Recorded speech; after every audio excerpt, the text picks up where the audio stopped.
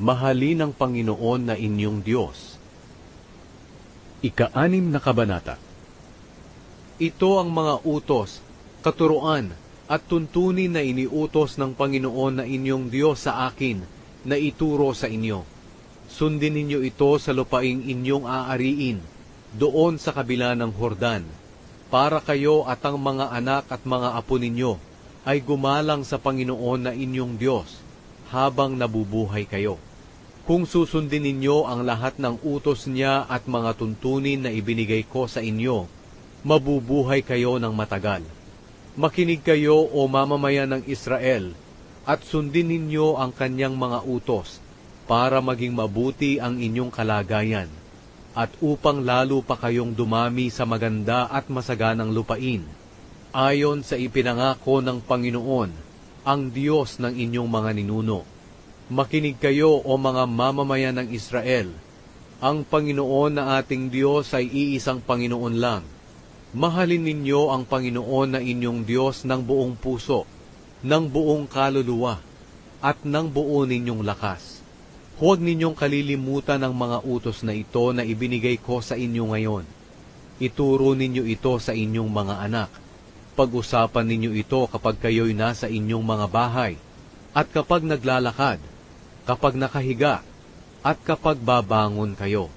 Itali ninyo ito sa inyong mga braso, o ilagay sa inyong mga noo, bilang paalala sa inyo.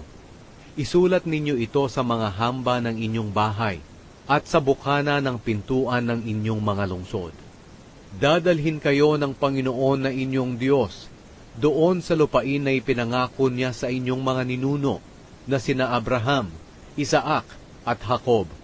Malaki ang lupaing ito, at may maunlad na mga lungsod na hindi kayo ang nagtayo.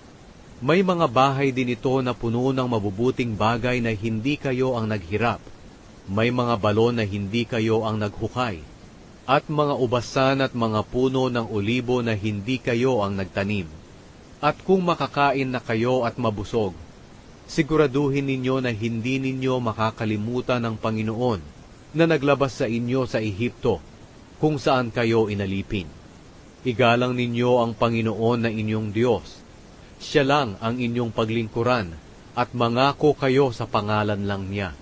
Huwag kayong susunod sa ibang mga Diyos, ang mga Diyos ng mga mamamayan sa inyong paligid.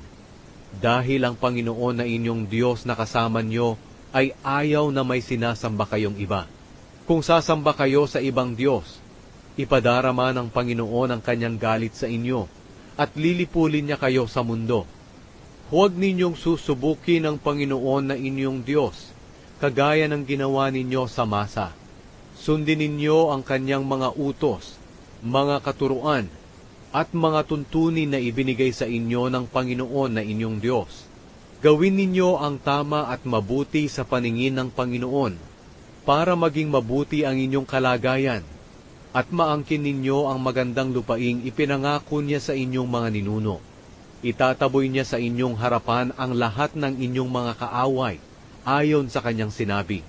Sa darating na panahon, kung magtanong ang inyong mga anak, ano po ba ang ibig sabihin ng mga katuruan, tuntunin at kautusan na iniutos ng Panginoon na ating Diyos?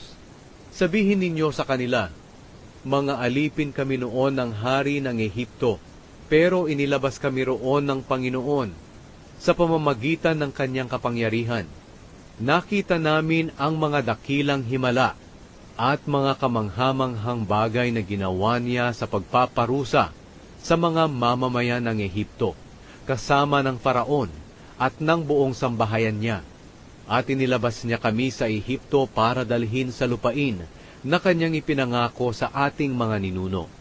Inutusan kami ng Panginoon na sundin namin ang lahat ng mga tuntuning ito, at gumalang sa Kanya na ating Diyos, para lagi kaming maging maunlad at mabuhay ng matagal gaya ng nangyayari ngayon. At kung susundin lang nating mabuti ang lahat ng mga utos na ito ng Panginoon na ating Diyos, gaya ng iniutos sa atin, magiging matuwid tayo sa Kaniyang paningin.